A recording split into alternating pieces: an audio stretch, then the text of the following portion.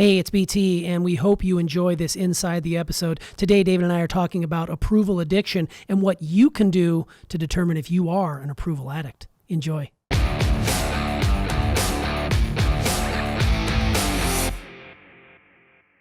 So, David, great episode. Thanks. Let's start with what is an approval addict and how do you know if you are one? An approval addict is a person that is either consciously or unconsciously making decisions based on whether another person approves of them or doesn't. So they're not coming from what they really want.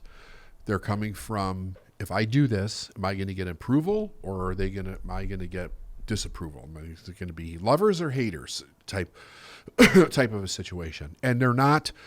The sad thing about it is that a person doesn't follow their true desire. They're like you've heard me say before, what do you think about in your secret thoughts, right? Because I believe everybody really does know what they want. They may not know what they want to the fullest extent of the vision of their life, but you have a really good idea of what you want. And if you think to yourself, well, that's not true. I'm listening to this and I don't know what I want. Think about what you don't want and then flip it to the opposite. Like if you have a lot of debt, you probably would like to get rid of the debt and have a little bit of money, right? If you have a job that sucks, you'd probably like a job that you love. You may not know what it is, but you'd like a job that you love. So we have some idea of what it is that we want.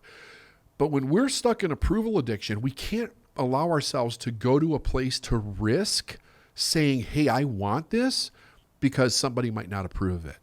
And when that happens, we live in this bubble of not feeling safe in our own desire for what we want. And that's not how we were supposed to live. We have desires for a reason. We have a purpose for a reason. We have wants and needs and expressions and our own uniqueness for a reason, so that we can actually express that out in the world. That's great. So I've got a little quiz that I'm going to tease right now. I'm not going to lead with it, but I found a little quiz online to determine whether or not you are an approval addict. Okay. So it's going to be fascinating, but I'm going to save that till the end. That's called the tease, ladies and gentlemen. Okay, so approval addiction. You said in the episode itself, it's a symptom of another problem, and that's where you brought in authority. Right. Can you rehash that idea for us all? Because that was a big part of this episode. Yeah. So if you think about it like this, if I'm making a decision because what I'm really seeking is another person's approval, they basically have more authority over my life than I do, because I'm making a decision based on their response. I'm not making a decision based on what I want. So this behavior we have found is set up basically from birth. Like it goes way, way back into our childhood, where we were not taught to step into our own independence. We were not, the transfer of power, so to speak, right, did not really happen for us in our life because our parents were too overbearing or domineering or smothering, and they did not walk us through every phase of our life and then say, listen, now it's time for you to take authority over first grade and second grade and your results and the sports team and dating and driving a car and drinking and, you have authority, which means you get to make the decision. You also get to live with the consequence, and I will help you navigate through that, but you have to be able to make the decisions to do that. Parents do something where they try to make all the decisions for a child. They try to tell a child everything that they need to do because they don't want the child to make a mistake. They don't want a child to get hurt. And what happens is the child doesn't get to know themselves.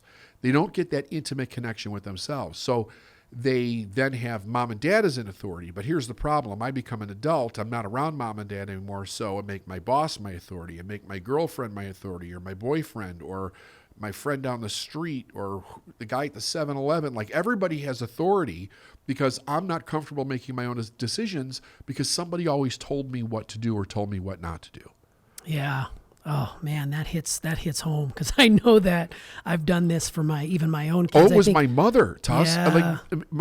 It was my mother. But lucky for me, at 17, I was like, enough of this fucking shit. You had an awakening. I'm out. Yeah, you woke I up. can't. Yeah, I had to get out of it. Well, I knew she was doing it my whole Sure. life, but there was nothing that I could really do about it because I was a child, right? So it was constantly combative, in a combative environment. But eventually, when I got to the point where I could walk away from it, I did. And that was the end of that. That's good for you because there's a lot of people that go their whole lives that never get to that place. I mean, I know that I struggle with this mightily. So I know that there's people out there listening that it's probably hitting them like it's hitting me. Like, damn, I do give my authority away very willy-nilly. As you go. So that's pretty powerful stuff. I love that. So being afraid of disapproval from others, it's really an epidemic, that's been going on probably since the dawn of social interaction, back when the cavemen were fighting over woolly mammoths, as we like to talk about here. What can we do to shift that paradigm if we do happen to care so much about seeking others' approval? I think part of it is understanding that it's playing off of our inherent need to survive. So in the episode, what I said was, we cannot underestimate this fact. At one point in our life, we needed our parents to survive. Without them, or without at least one of them or somebody in that position, we would die. Real, factual, 100%. Like, there's no argument against that. We know that that's true. In that position of being vulnerable, we also were linguistically challenged. We did not know how to communicate with mom and dad, so we had to learn how to do that. The feedback that we got from them is what made us feel secure or insecure. So we adjusted our behavior based on that feedback that we actually got during that time frame. Now, another thing parents were supposed to do was to help us to become educated and make decisions in order to feel secure, in order to feel certain, and in order to create our own security based on decision-making processes. Like, I know I don't run out in traffic, right? So most of us learn that at a young age, but it only goes so far because our parents don't actually know how to really navigate their life to the fullest extent. They know how to navigate it to be safe, to basically earn a little bit of a living, and to kind of just muddle through at that level. But you have to have somebody teach you to go further than that. If I did not get that, okay, I have this inside security issue going on. So now it's not just that I need your approval. I need your approval to feel safe.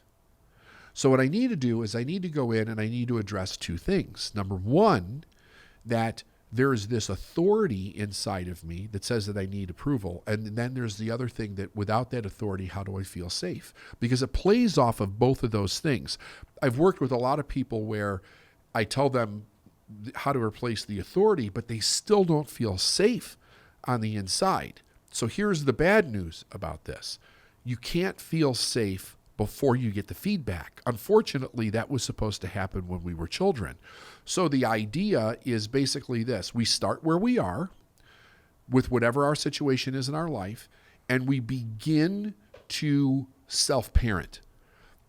We say, here's what I want, here's what I'm going to do, here's what I'm going to teach myself to do, and I get the feedback. And I know whether I did it correctly or I didn't. Did I get the result I want, or did I make a mistake? If I made a mistake, I can correct it, right? Now, I may feel insecure, I may feel a little anxiety while I do all this, I may not feel 100% safe, but as I make different decisions, the safety will start to show up. The certainty will start to happen in my body. Because what I'll realize is whatever phantom idea that I created in my head, or my parents created in my head about, hell coming down on us, or the monster getting us, or, all the kind of crazy fears that people put in our mind, we realize that they're not true. I have the ability to correct a mistake. Generally, the consequences of a mistake are not as bad as most people make them out to be, right? With the exception of a few. And let's put it this way. If you're going down that road, you got bigger problems than approval addiction, okay? So, everybody makes mistakes. That's how we learn. But if you also think about the fact that we were also taught at some age that mistakes were not okay because we were holding the whole class back, or they assigned us the name of being the goof off or the class clown or whatever it is, then there was not a correction being made that really helped our self-esteem build also. So then we end up with low self-image, right? Low self-image tells me I can't do anything because I don't think enough of myself to be able to do anything. I'm also probably running around with a ton of guilt and shame, which is causing me to be afraid to do things also. So it's not just the approval addiction, it's authority, it's security, it's shame, it's guilt. It's a lot of things that all come together that really give us a low self-image of ourselves instead of a confident, authoritative, personal power image that allows us to go out and live the life that we truly want to live. But we can do it. We totally can do it. I did it. So here's the thing. When I did leave my mom when I was a teenager, I had an approval addiction issue. I didn't know that I had that at that time, but I was afraid for people to be angry with me. It scared the hell out of me. Like if somebody was angry with me, I would do anything so you wouldn't be angry with me. I didn't want that because my mother was always angry with me. So I associated in my mind somebody who was angry with me as not loving me. So if I got in a fight with like my girlfriend or my lover or my wife when I got married or whatever, I felt the emotion of not being loved because we were having a disagreement. That's not what it meant, but that's what I associated in my mind. Now, what does that do? That makes you vulnerable to a lot of different things because the only thing that you want at that point is for somebody to accept you, right? Teenagers go through this. This is how they end up hanging around the wrong crowd because the wrong crowd accepts them. They're not getting accepted by the crowd they should be hanging around, right? For whatever the reason is. We could go down a lot of different tracks with that. But the wrong crowd accepts them. So they take on the behavior of the wrong crowd, and then that's where they end up. They end up learning those behaviors and thinking the way that they think, and they grow up, and it's just, one train wreck after another.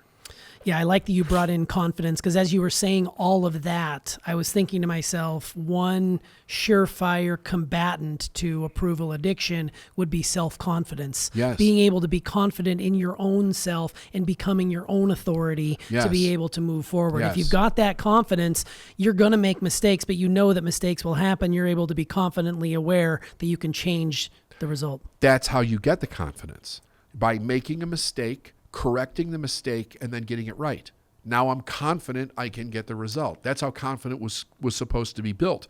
But the thing that I hear from adults being a coach, I don't have the confidence to do that. How do I get the confidence? It's like when somebody says, how do I get the fear to go away, right? So these things are created when we're kids. It was maladaptive at the wrong time in our life. So that has to be changed as an adult. The fear doesn't go away. You don't just take a pill and have the confidence. You have to relearn how to do something and build it. And if you're willing to take the time to do that, if you're willing to have some kind of support in your life to help you do those things, you can become an extraordinarily confident person. You do not have to live with this issue for the rest of your life by any means. You got to do the thing to break through the fear. You've got to do the thing to make the mistake, to build the confidence to do it again and again. For sure. Absolutely. Reminded me of my kids when we went down to Universal Studios years and years ago, just barely tall enough to go on these roller coasters. And, both of them were like, there's that bailout exit right before you get to the front. And they were staring that sucker down. And Liz, who's also in our company, and myself were like, nope, we're going to do this. And they did it. We proceeded to do it about 12 times in a row after that. But that first one is as scary as it gets, right? Yeah. So once you do it one time, it's not as scary anymore because now you've got the confidence you can do it again and repeat. Right. I love that. I'm glad you bring up teenagers because I'm curious your take on how social media has added to this issue of approval addiction in our young people. I'm not saying that the older people who didn't grow up with social media are immune to it because I most certainly am not. However, I'm just curious how social media is forming today's youth with regards to approval addiction because the likes and the shares and the followers and the friends. What is your take on that? So I think that that social media is magnifying two extremes, like and hate, love and hate, right? And it could switch back and forth in a second, like 100 times a day, right? They love you, they hate you. They love you, they hate you. You do this post, they love you. You do this post, they hate you.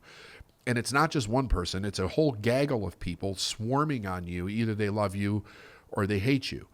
I think that the dangerous thing about it is that if without the right direction from a parent or a person of authority in a child's life, that this phone can become their entire world, and their internal experience can be manipulated by this. So I feel good if I'm getting likes. I feel like shit or even suicidal if I'm not. And I'm not exaggerating. Like this is a real issue that we've got actually going on. But I think that the technology has magnified the problem. It's also made it speed up. So technology is also speeding everything up. But here's the thing. It really depends, I think, on what is the meaning that we're giving this.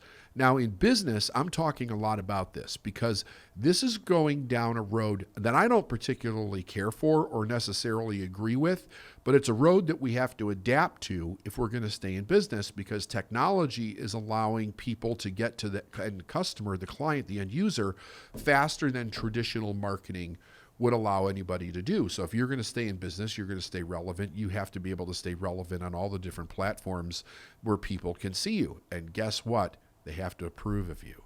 Because if they're not approving of you, you're not seeing it. You're not getting the scenes. The algorithms don't line up correct. Like, it's craziness to the nth degree. But I think that I don't know if I'm answering your question or not, but I'm trying to get to the point where I want to say that this ultimately should not determine how we feel about ourselves on the inside. I've also known people that completely walk away from this, right? They're like, I'm not playing, I'm not doing it. And there are sacrifices that you have to make if you're going to choose not to participate in our world of technology, for sure. But there's people that do it every day. I think that it becomes a value system. So like, we have a value system in our company.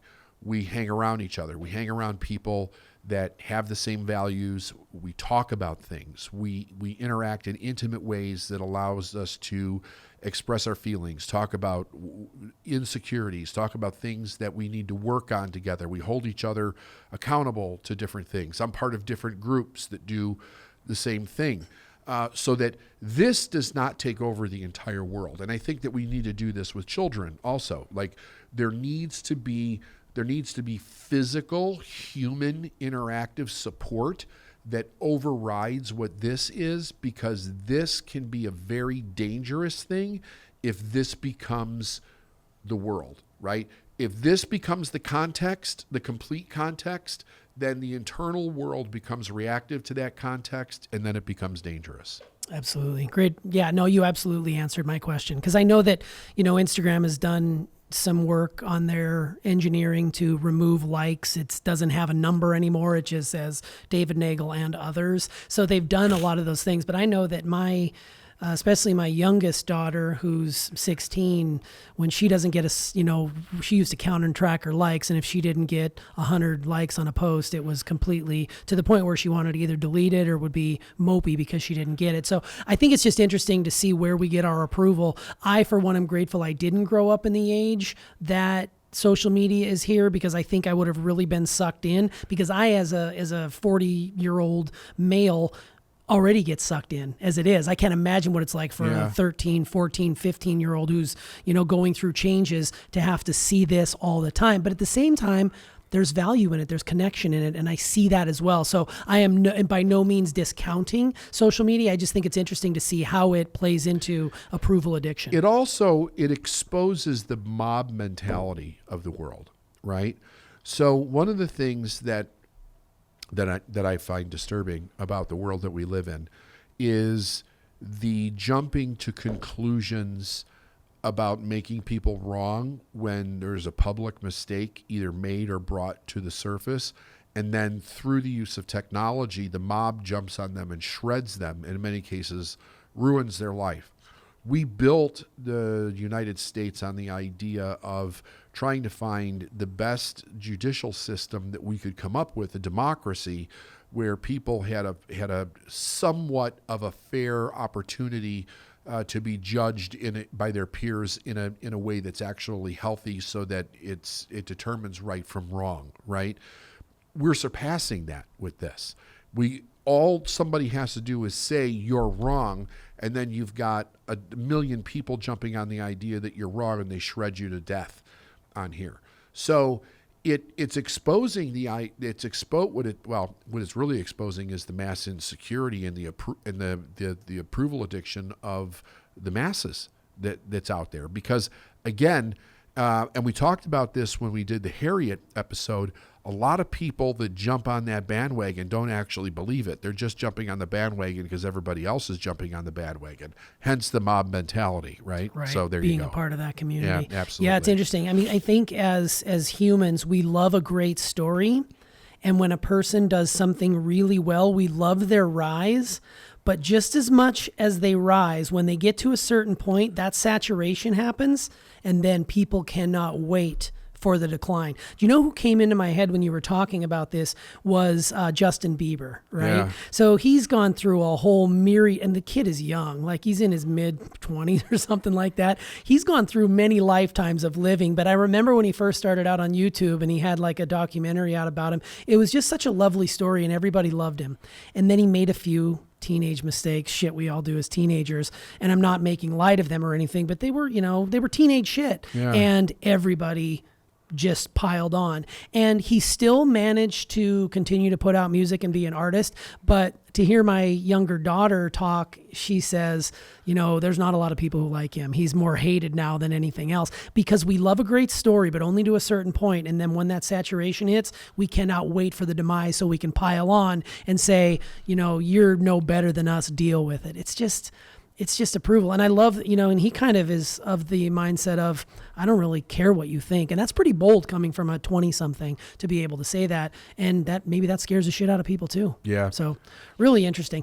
So let's kind of shift gears here real quick to talk a little bit about vulnerability, because this is a big part of approval addiction. So in your opinion, just basic, what stops a person from showing more of their true selves to others? Is it safety and security or something more? No, it's really that. It's really safety and security. Like if I don't feel safe being vulnerable with you, I'm not going to do it. There is one other thing that I'll go into a little bit. I think that when you're talking about things that mean a lot to you, so when we're talking about a person stepping into their greatness, living their purpose, living their dream, my observation has been this. It's like until a person really owns that side of themselves, it's quite fragile. And it's almost like an innate knowing, don't share this yet, because if it gets shattered, then it's like the essence of who we are, because it's our purpose of why we're here, and it becomes extremely painful. But it also is in marriages, it's in intimacy, in every area of our life. If we feel that vulnerability, we're not going to do it. But I got to tell you this, T. When you really get to the place where you don't care what anybody else thinks, the amount of freedom that you feel in that place is beyond anything that I've ever experienced. Because, I think that when you actually get to that place, you're like, I can be me. I don't give a flying fuck what anybody else thinks about me, or, and I'm going to be, do, and have whatever it is that I want, as long as I'm not hurting anybody else in doing so. The freedom in that, and the freedom to be yourself is, it's so exhilarating. It's unreal. And also that allows more to come in of what you could do, of what I can do. Like you open up yourself as a vessel to be able to receive more of a download from the universe as to your own potential in life. So it's a pretty incredible thing when you get there, but it has to start with a decision. It has to start with a decision, and you have to exercise it, right? You have to exercise it. And I also think that there's an intellectual piece that goes with this that I almost missed. You have to understand that anybody's judgment of you has nothing to do with you. It has to do with them. It's ignorance, right? So generally it's projection. It's somebody projecting their own insecurities or beliefs or disbeliefs onto your behavior. But if you really study it, if you really start to come to an understanding that if I do, like if I say, hey, my iPhone is great, but you're a Samsung guy, right? And you hate iPhones. You don't like it. You'd be like, fuck iPhones. I'm a Samsung guy. The iPhones suck. Everybody that uses an iPhone sucks, whatever. As long as I love my iPhone and I'm good with it, it doesn't matter what you think to me. I'm perfectly fine with where I am. And if I understand that you're judging me because something I'm doing is making you feel insecure, I don't have to get defensive about it. I can come from the place of understanding where I understand that there's something going on with you that has nothing to do with me. It's just being projected in my direction. So now I can have empathy. I don't have to be defensive. I don't have to be resistance. I can stay right in my own place and I'm totally fine, and I can let you have your experience. I don't even need to fight against you. I don't even need to get in an argument or anything. I don't have to prove that my phone is better. Or I don't have to get on, go like so many people will go down that argument. Like we see it online all the time. They're going to like fight over something that neither one of them actually even know anything about. They do it. So it's also that understanding of what somebody else is going through. Yeah, no, absolutely. And the beauty of that is that all of that is accessible to every single human being that has conscious thought. Totally. You can change this right now and begin to accept who you are as a person, who you are as a human, and do not care about what anybody else thinks. You can do that right now. Now, it's not as easy as flipping a switch. Like you said, it has to be a decision, and you have to work at it and consistently be aware of it. But every person can do that, which I think is amazing. All right, so I teased in the beginning, so I better follow through with my tease. I did find an article on HuffPost about how to determine if you're an approval addict. Okay. So here are the questions. There's, I don't know, there's maybe 10 of them. So if you're playing along at home, like I did, and I'll share my results at the end, this is the quiz. So first of all, you describe yourself as a people pleaser. Are you more interested with how many friends you have on Facebook or social media than you actually have in your life? Number 3, you will do anything your boss or spouse requests of you, even if it's unreasonable or puts you under excessive pressure. Number 4, you have trouble saying no to people. Number 5, you measure your success based on what others think of you. Number 6, you've taken on extra obligations at the request of others only to feel resentful of them later on. Number 7, you have not gone after your dream of starting a business, being a singer, traveling the world, etc., because someone told you not to. Number 8, I don't know where we're at. You are not even sure what you want for yourself. And then lastly, a lot of your free time is taken up fulfilling the needs of others and rarely the needs of yourself. David, I'm in fucking trouble.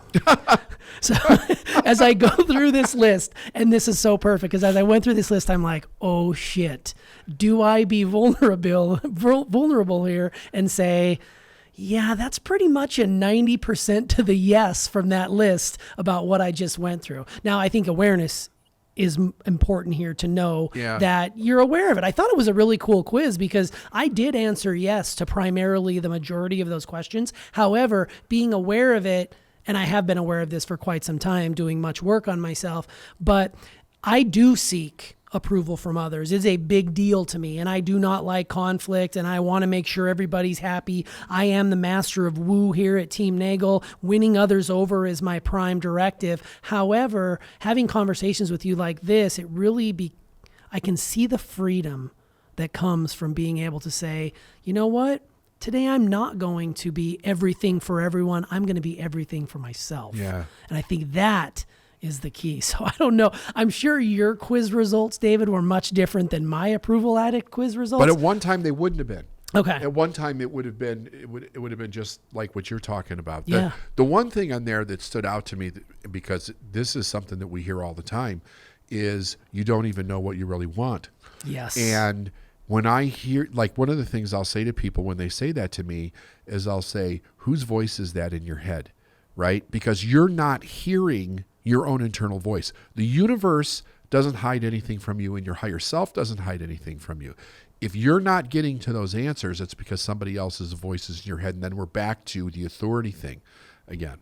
So take back authority, and you'll be able to, because I want to be my own authority in life. And here's the other thing. You can also be your own authority and be humble and be wrong. And it's like another thing that's tremendously free. If I'm wrong, I'm okay that I'm wrong. And you say that you're wrong. Yeah. Yes. Yeah. Like you're right. I'm wrong. But I'm looking for the answer. I'm looking for solutions. Right. I'm not looking to be right. And a lot of people with approval addictions are looking to be right about everything, because if they're wrong, they're not being approved of. And it's so painful for them. It makes them crazy. I've known people where it's just destroyed their whole lives.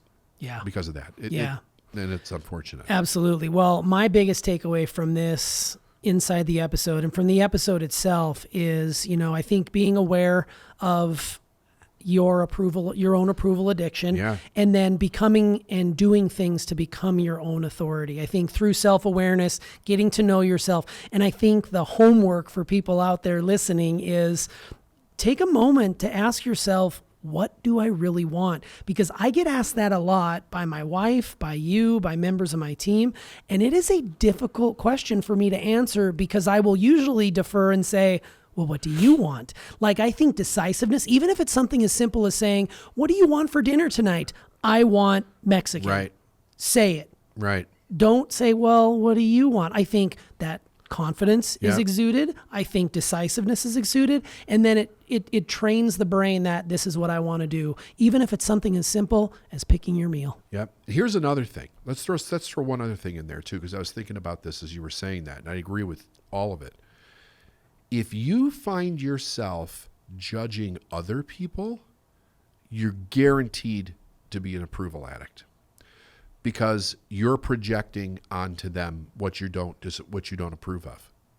Really? Right? Yeah. So you just added another yes to my list, you bastard. That's 10. Well, I think we all do it to do it to a degree. But if it's something where like you're constantly doing it, like you're constantly judging other people, there's a deep insecurity going on. Like you're trying to find a way to be safe. Being right helps you be safe. If I can be right, they can be wrong, I'm safe. I know that I'm right. I'm safe. Whatever it is for you for that story. But it's a clear indication that you're an approval addict if you're walking around constantly looking and judging and making other people wrong about things, instead of like, so what's the healthy viewpoint? Let them believe whatever they want. Who gives a fuck what they believe, right? As long as they're not hurting anybody, I don't care what you believe. Believe whatever you want. God bless you. Believe, and it's none of my business. Right. That's what my mentor used to say to me all the time. He'd be like, what you think is none of my business. I don't want to know what you think. I just want to know what I think. That's it. That's it. There you go. God, that's great. This has been amazing. I have been blown away by this episode. I've been blown away by the inside. This was fun, yeah. It was a lot of fun, and I really encourage people to just do what you can starting today, right now in this moment, to become your own authority, because it's a beautiful thing, and I'm a work in progress, and I've got David to help me through it. And you know what? We actually care what you think about this episode. So if you would like us, it would make us feel really good if you did that. And if you would subscribe, that would also make us feel even better. I mean, we are not above a little bit of addicted to approval. So please like and subscribe and tell your friends about how amazing we all are. Well, David, thanks for coming inside. Yeah, you got it. Oh, pass this on to your kids. Like, if you don't mind the language in it, it's really good for kids to hear this too, because man, do they struggle with it. And now in their formative years, it's a great time for them to really start considering whether or not they're actually doing that, and help them step out and be like, you be okay with your decision, right or wrong. Be okay with it, own it, and if you need to change it, you can do so, and humbly change it, but be good with it. I love that. Thanks for coming inside. Later. Hey, David and I hoped you enjoyed this Inside the episode about approval addiction. Please like and subscribe to the channel, and definitely leave us a comment down below. We'd love to hear from you. Talk soon.